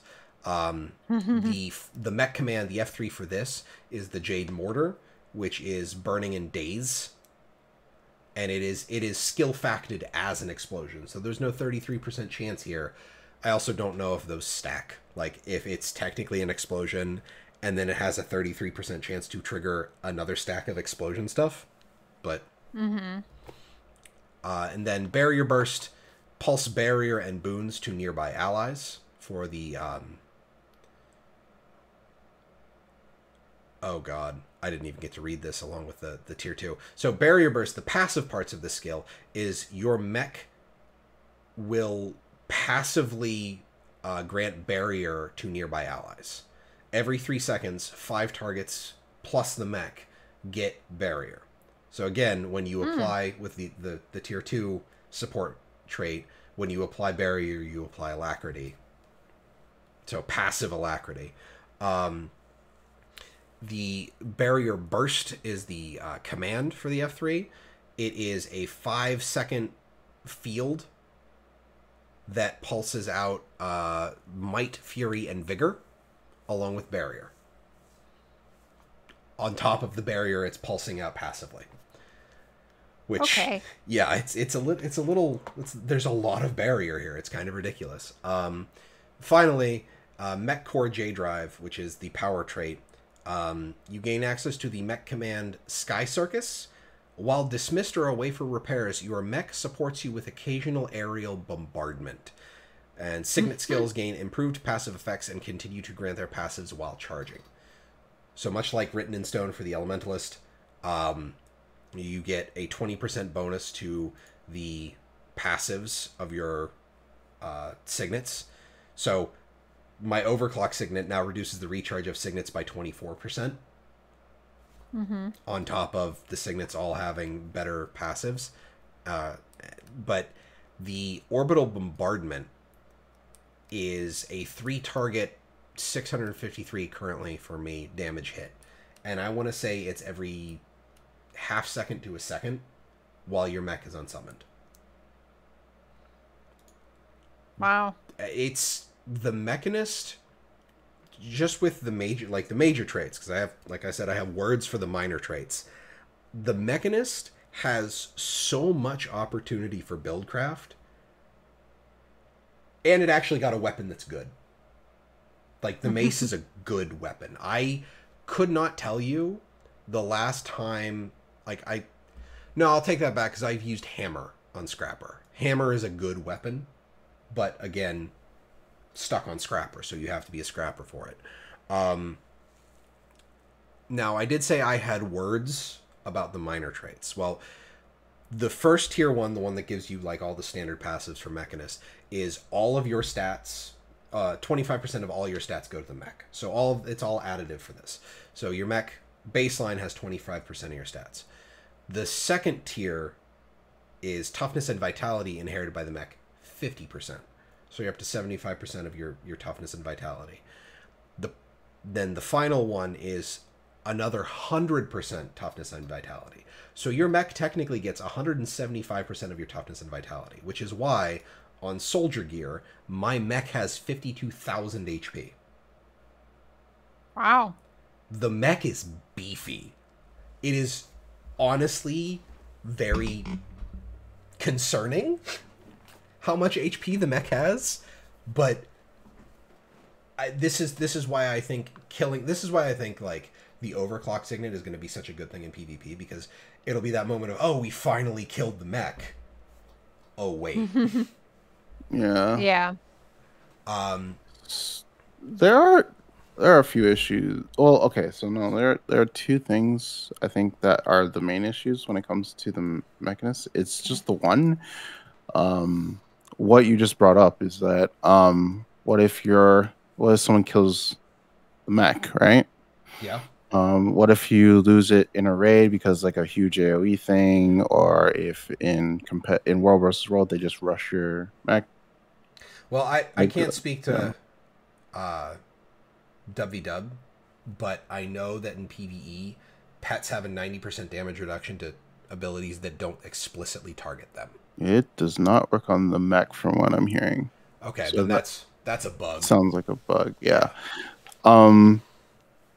But the reason I was afraid of that mostly because it's that everything except the one trait that gives you improved signets, I think, is just becomes utterly useless for like 90 seconds. If your mech is not summoned and it's like a field skill, it pulses around the Mechanist. Yeah. So that's what I was mainly concerned about. But I think for the most part, I think you're okay. You just have to be careful. I would say if your mech's about to die, you just recall it. For the most part. What was the other thing? The other thing was...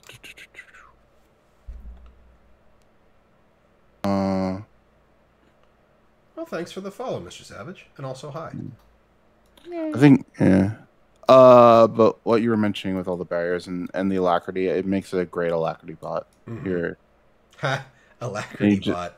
And then you essentially a boon bot because of the alacrity that you get, and because of the alacrity you can pulse out all those boons, the extra might, the extra vigor, and all that stuff. So currently, Mr. Savage, we are talking about the Mechanist for the elite spec for the engineer for the expansion.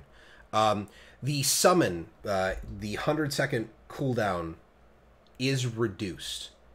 It's based on the percentage of HP your mech has when it becomes unsummoned. So it can be 10 seconds or it can be 100 seconds. Yeah. So that's the window there. So if they kill your pet, it's a 100-second cooldown. Well, go for it, dude. Streaming Guild Wars 2, like, especially right now, there's a whole lot of hype around the expansion. There's currently...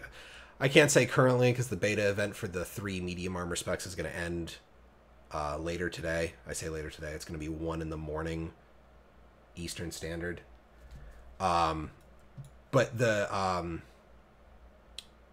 final problem that I have with the passives is the tiers 2 and 3 minor traits are essentially the same. Well, yes, but they add skills. They give your mech skills that you don't have control over. The tier 2 gives the pet Rocket Punch, which is a half-second cast, 25-second cooldown. It hits 3 targets. It's an explosion. It causes daze. And then the other one is Jade Siphon, 15-second cooldown. It does weakness and might. So weakness on the target, might on the mech. The problem is your pet will ignore your F1, F2, and F3 commands in order to cast those 2 abilities. Yeah, I remember you mentioning that. To the point of the F1 for the spark revolver, the 12-hit like barrage, it will interrupt that skill to use the passives. Oh, that is a big one. Yeah. Also, when I command my mech to use the F1 or any of the other ranged attacks, which I currently have all 3 ranged attacks on it, it will not move. It will immediately, if it's not going to interrupt itself with the 2 passive skills, it will immediately fire the skill, and it will not attempt to find a firing solution. So if it's behind a wall, it'll fire that skill into a wall. Oh, okay. Like I've watched my mech, like I hit F1 and my mech takes the stance, turns, and fires all 12 shots into a boulder. Yeah, that is a problem. I think your commands should overwrite the passive in that case. Absolutely. Well, I honestly, in the entirety of this, I don't think the mech should have passive skills that are on like autocast like that. Yeah, that's true. Like they went so far as to use the same tech here that they used on the Untamed, and they took the Untamed, like they took away passive skill use from the Ranger to give you full control over the pet skills. But then they give you extra passive skills to use on the mech. Yeah, 7-bit. It's the same thing. But like I don't even see these skills as like particularly impactful in comparison. Also, the one thing that I did find that was particularly annoying is the F1 and the F3 for the mech don't show their cooldowns. If you have like the number overlays on the skills, it still shows like the countdown overlay, but like you don't see the number on it, which I'm going to assume this is going to be a choosable thing. Oh yeah, Mr. Savage. Yeah, this is only if you have to buy the expansion, you have to play an engineer, and you have to slot the Mechanist trait line. So it's not like this is overwriting engineer. You have to choose to be a Mechanist. So that's my issue with the mech, is I don't think these like autocast skills should exist. And I think these passive traits should just be passive traits. Like maybe something that procs is like a reaction if they get hit, but I'm not a huge fan of the skills being attached to it. Then I guess my quibble is, like, one, I said I wish that the other 2 trait lines would affect the mech, the look of the mech. And also I would like to see a collection for like a racial mech skin. Because as cool as I think the Jade mech is, even if this is my engineer looking or going over to Cantha and learning how to build a Jade mech, I don't think this is the Jade mech of a Char. And I don't think it would, you know, be the same thing as like an Asura or a human or a Sylvari. So it would be cool to have a little bit more control over the look of the mech that way as well. But I realize, like, if you combine that with my other idea of wanting the cores and the frames to change the look of the mech, then you're looking at 9 different things per, like, default mech. That's 9 different, like, that's 9 different models that they have to make, and then they have to redo that for all of the races. So you'd have to have the base plus the 5 races. It's 54 skins that they'd have to make for the mech. Power build has red jade. Like changing the color, yeah. And well, that's the thing, ZeKrioX. I know you said earlier that jade comes in different colors. I don't think dragon jade comes in different colors. So I think, like, specifically, like, as much as I would argue that yes, jade does come in different colors, I think since this is the jade tech for Cantha is all dragon jade, I don't think we can really use that argument against ArenaNet here. But in general, I will say that I am at the same level as you are, Arlie. Like, the Mechanist is probably the most hype I have for all of the elite specs. I am cautiously optimistic about the Specter because I want to play my thief. I really do. But I'll have to mess with that a little. Yeah, 7-bit. You and me, we're going to be making engineer builds. Everybody. And you know what? Like, it's crazy the amount of stuff you'd be able to do with the Mechanist. Just with how versatile the engineer is in the first place. Oh god, I'm talking myself into making another Celestial set. I don't want to do it. But other than that, that's it for Mechanist for me. Like, that's my only quibble is the pet AI and wanting a little more control over the look of the golem. Then that's Age, you brought up minor. Yeah, it is. Oh yeah, 7-bit. Oh, the one thing I did want to mention that I just noticed while I was looking at all of the skills and stuff. If you mouse over the mech's HP bar, you actually see all of its stats. So you actually get like a full breakdown of all of its actual stats. Which I think is really cool. Especially since, you know, so many of the traits talk about like stat transference. I think that was a good job on ArenaNet for adding that.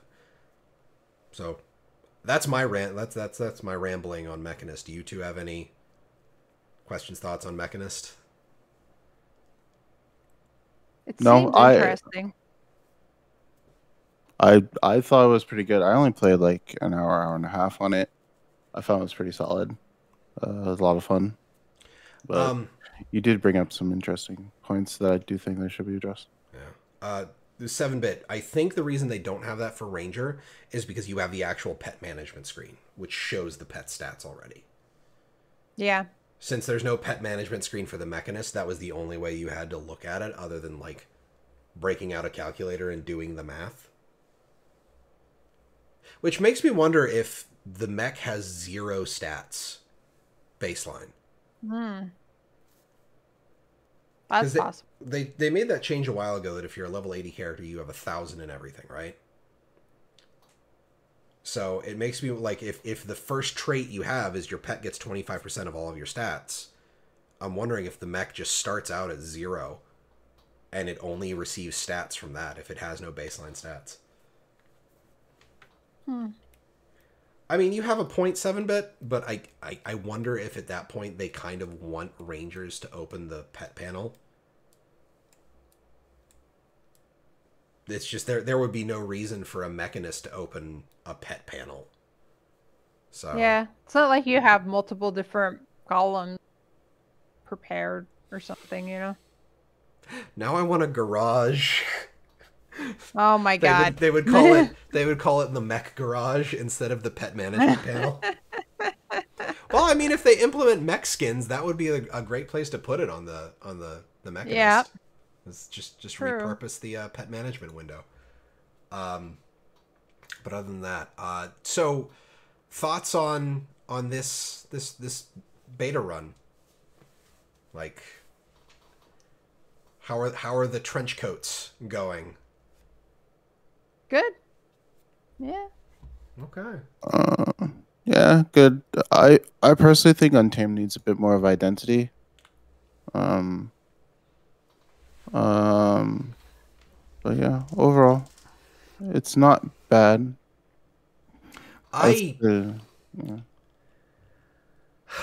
The Untamed, I have a problem with a lot of the basis for the Untamed being a Guild Wars 1 PvP spec.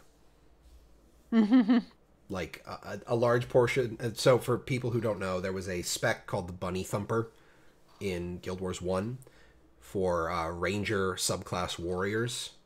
Or rather, it is Ranger main class, Warrior subclass, so you could use the hammer and get access to hammer skills. I was about to say. yeah, I realized that after I said Ranger subclass Warrior, it would sound the opposite way around. But it involved primarily using a lot of CC skills from the hammer, and then having your pet do a lot of the work. Really great 1v1 spec, but I'm not... I guess I can say I'm not a huge fan of the basis there. Like, it with all the hype, like people like Bunny Thumper, yeah! And I'm just like, I'm not interested in Guild Wars 1 PvP specs. I'm interested in something that fits with the world. Yeah, but I mean, I know that that's part of the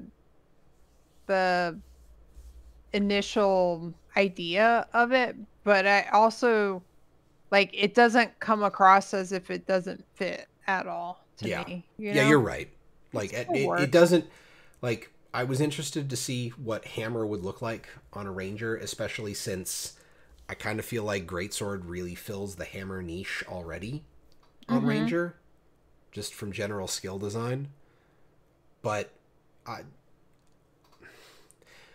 it works, and then I also agree with you, Arlie, on the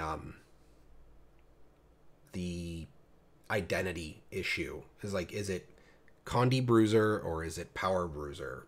Pick one. So yeah, that was I think that was the one thing Krista was saying, is if you just want to play core Ranger plus, you can slot Untamed and just have your pet unleashed constantly. Yeah, which I think is one of those reasons why it appeals to me so much on that level as well, of using the weapons I'm using currently and just letting my pet be unleashed more. Although, like I said, I'm more tempted to unleash myself using my current weapon, because the sword gives you so much dodge and whatnot. Yeah, there's no like passive benefit for the pet being unleashed, is there? Other than the pet gets new skills. It gets new skills, and it does do more damage. Does it do more damage? Because I thought the Grandmaster trait only affected you. Because I don't remember it saying anything about the pet. The one that does the pet, I don't think the pet gets the negative the way you do. Like, that it takes more damage and it does less damage. But I think it does do more damage with those new skills. Okay. Yeah, it doesn't have the identity crisis that Catalyst has, but I agree with you. There is a bit of an identity crisis there. Yeah. My other statement is I welcome our Warlock 2v2 overlords. Because I think Specter is the closest thing that a Guild Wars 2 implementation of Warlock could ever be. Yeah. Oh, that's what I was going to say. Like, for both Specter and Mechanist, I think there are both really, really cool concepts and like I'm excited for people who play those professions, but like at the same time they aren't something that would make me want to play those specifically, you know? Yeah. Mechanist, I don't want to say I'm going to be an engineer main now, but like I am sorely tempted. But I'm just looking forward to playing Specter and hoping that it'll thanks 7-bit. Yeah. So clearly me talking about switching mains to engineer is giving you energy. I'm happy to help you through your illness. But all in all, now that we've seen all 9 of the elite specs, so I figure we now have the opportunity to say, like, ZeKrioX has been doing a tier list. How do you guys feel about the design of round 3 of elite specializations?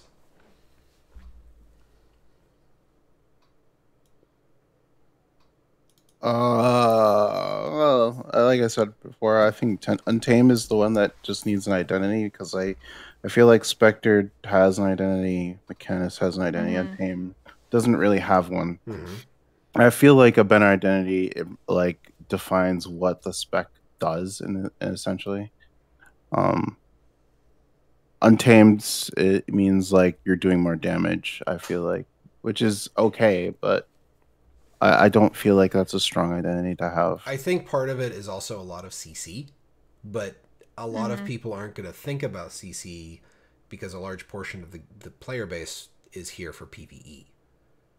So CC is only useful some of the time in PvE. But I was saying that for like everything, like the all 9 of the specs. Like how do you feel about the whole spectrum here now that we've seen everything?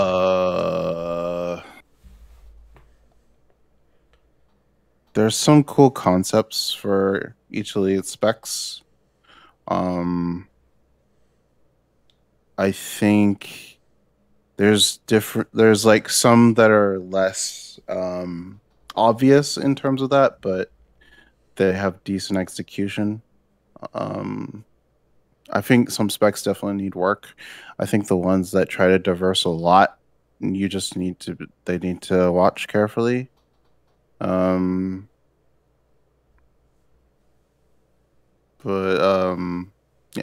some just straight up need better, just need work overall. Catalyst crying in a corner. Well, Catalyst is more like you're doing a lot of combo finishers to get value out of that. Which was really weird to me when they gave us, like, oh, you get all this stuff, all this benefit out of doing combo finishers, but the weapon has no finishers. Yeah, I know. Or fields, for that matter. You're supposed to use the Jade Sphere to create the field and do blah blah blah. The sphere has its own problems. Yeah. Vindicator, the utility skills definitely work. I don't agree with the flip flops and then just having both in one utility kit. Yeah. I actually talked to Miko and Spirit about that when that beta rolled through. Is one of the things that they've heard scuttle on is a kind of toggle. So like you can just say, I just want Luxon, or I just want Kurzik, or a third state where you accept the flip over, but you get some kind of like cooldown refund for doing that. I think it should just be like every other spec, and they should just have half of it be Archimorus, half of it Victor, and the elite is both in some way. Okay. Because it's too confusing, and I don't really think you need another healing spec when you already have Ventari. Fair. Although I could think of the ultimate healer is Ventari and then Alliance. Yeah. Then sometimes you do some damage. Yeah. But I think, for example, the heal could be Victor, where you just do heal and AoE heal. The dash in could be Archimorus, where you dash in, and then The third one could be an AoE Colony Cleanse for Victor. Fourth one could be an AoE Stun Break for Saint Victor. And then the third one could be the Spear and the Urn in some way. I don't know. That's the way I thought about it. I actually rather like the idea of the Elite being a combination of both of them. Yeah, because like, as cool as I think both the Urn and the Spear are, I kind of, for the what would be considered the ultimate skill of the legend, I think having them act together would be really cool. Mm-hmm. So. Yeah. Okay. Yeah. I love how I don't hear anybody talk about Willbender, and it cements my idea that, like, every time I say Willbender is boring, and people are like, "What do you mean it's boring?" I'm like, you have to play a piano to play every other Guardian spec. Willbender is just like, I kill that guy, and then I kill that guy, and then I kill that guy. What about your boons? The boons for myself that I apply to myself that I don't care about applying to you? Like, I like it. I really enjoy Willbender, but it's just, there's not much to talk about. Yeah. Yeah. So. And I think the only other problem I have with... oh, go ahead. What was that, H? Damaged Guardian with a lot of blinks, pretty much. Yeah, that's it. Well, that was the one thing me and Zek were talking about a lot, is just that Guardian needed Selfish for once. And that's what we got. Like, it's the first time Guardian has the ability to be like, none of my power is tied up in giving other people things, it's just me. So I can definitely see that being a lot of options for, like, Guardians wanting to roll around and just do solo stuff. But I think I've lamented Catalyst enough. Harbinger needs more Blight. System. What's that? Blight system. That's the only thing. That's the only problem I have with it. Like, it just, there's not enough. There's not enough interaction with stacks of Blight. Yeah. So needs more good and bad on it, like, to be honest. Well, I mean, the bad of losing the max, like 50% of your max. Oh, well, hello, VI crew. Thank you for the host. We are wrapping up. We are now talking. We talked about all three of the specs, which, if y'all want, the video for this episode is going to be up either tomorrow or Monday. But right now we are talking about, like, we've seen all 9 specs. So what are the thoughts on everything? Yeah. And right now we were talking about the Harbinger and the lack of Blight stacking. What I was going to say was, like, with the Harbinger, like, yeah, you can go down half health, but, like, I don't know, it just never seemed like a big of a deal to be half health on it for me. Like, Arlie, that's because if you build some vitality, 50% of the max HP on a some vitality necromancer is roughly the max HP of an elementalist. Okay. And you and I are used to that amount of HP. So it's not like, and necromancer still has a lot more survivability than elementalist does. So the both of us were just like, what are you talking about? My health is fine. Yeah, well, that's what I was saying. Like, I never really was in any real danger on it. Like, it didn't feel like so. But it's just like, you can trait out of getting any benefit out of Blight, because it was the top trait was Condi, the bottom trait was Power, and the middle trait was the support. But it gave you nothing for having stacks of Blight, and it was literally just the first tier of traits that gave you anything dealing with Blight. I would have thought the Grandmaster minor trait would have had, like, you gain X, Y, and Z for A, B, and C thresholds of Blight. Which would immediately make the elixirs more interesting, because they help you manage Blight without being in Shroud. Right. So, if there's... I do have one further question concerning the next beta event, if none of you wanted to bring up any of the other elite specs. Good. Do you guys think we are going to see changes made to the elite specs in the final beta event? Not a lot, no. I would say some balancing, maybe. That's about it. I was kind of hoping. I want to. I'm on the same boat as I probably think that they're not going to. But I desperately want. Arena Balance is more like, here's what we're going to show live with maybe a few little updates in the future, but the core part will remain the same. That's how they've always done it. And then 6 months later, they actually do those changes if people complain enough. Well, I just... My biggest problem is that I think there are some fundamentally massive flaws in a lot of the elite specs mechanically that I don't think numbers are going to fix. Like, Catalyst Hammer... in a general sense. Well, like, the thing with Catalyst is I think a lot of the concepts used in Catalyst are really cool and really interesting, but they don't mesh together. And I think they need to pick certain concepts and focus on those so they could get something that works really well within itself instead of trying to pull all these different things. My biggest problem is, one, the Jade Sphere.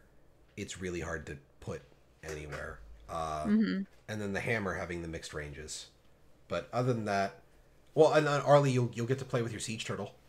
Yes. Yay! I'm really looking forward to that, because I'm really curious about exactly how all of that works, you know? Yeah. And yeah, 7-bit. I think most of the elite specs are... good on a conceptual level. Like Catalyst, I think, still is good on a conceptual level from like the high concept of this is an elementalist that focuses on... Was that your back? Yes. That was disgusting. Sorry. There was just a very large crack over here and I'm wondering if my wife was dead. But like it's when you get into the actual mechanics, the hard mechanics of the Catalyst, that I think there's a problem. Like the hammer having mixed like, ranges, the Jade Sphere having, if you are absolutely perfect with it, 50% uptime with as much as the spec focuses on like Jade Sphere interaction mechanics. You can't have only a 50% uptime on that. Plus, with as mobile as certain fights get, even in PvE, I mean, let alone PvP and WW, like no one's going to stand in your Jade Sphere. But I feel like there are some parts of this where the Catalyst very much makes me ask, like, are you playing your own game? Which I hate. I hate asking, like, I hate when that pops up in my head because, like, obviously the developers play their own game. They have to. But just... when the reality doesn't mesh. Catalyst and Untamed, yeah. Not major reworks, just slight mechanic changes. I agree with that 7-bit. And I think that's basically what we're going with here. But other than that, I think we've exhausted that. So no, not expecting any major reworks coming up in the in the final beta. But hey, at least we get to play with the Siege Turtle, right? Yay! But I don't think we get to see the baby Siege Turtle, though. No. It's okay, Arlie. It's only February. It's not that far away. Mean, they've got to hold something back for the expansion, right? Yeah, they got to hold that back. So, I think that means it's outro time. So, Arlie, where can they find you? You can find me on Twitter and Instagram at Arlie82. Hooray! And Age, where can they find you? Twitch and YouTube at Age Night Road. I'm just chilling, stream when I can, when work doesn't exhaust me. But yeah, that's about it. Yeah, I know that feel, man. And you can find my dumb face on Twitter at MalthanusMMO, live on Tuesdays on twitch.tv/MadRealms. That's 2 A's in the Mad. Every Tuesday. I've been doing a good job streaming on Tuesday. Thursdays are a little more iffy for streaming, if only because work has been absolutely bonkers for me lately, because my company happens to be classified as a federal contractor in some ways, so I have to develop the website stuff for tracking Hi Darling. I have to develop the tracking for that. But for tracking Hi Darling? What's that? for tracking vaccination and exemption status. And oh, right. So I had to drop all of my active projects and immediately jump to that. But yeah. Other than that, Thursdays usually 8 p.m., Tuesdays 8 p.m., Saturdays talking Skritt. Sometimes I stream randomly in the middle of that. But other than that, catch you on Tuesday. Catch you maybe on Thursday. Yeah. Catch you next week. Oh, I won't be around Tuesday. You won't be around Tuesday? To tell you. Okay. No, I'll be in the midst of moving. So. Oh, moving. Okay. Mm-hmm. Good luck. I'm sorry. Thanks. Yeah. I don't miss. The process is terrible. Process is terrible. Oh God, yeah. Is great. Yeah. But. I'd offer to help, but that would involve going to Texas. And yeah. But, ladies and gentlemen, you have a fantastic evening, and we will see you next time. Good night, everybody. Yes.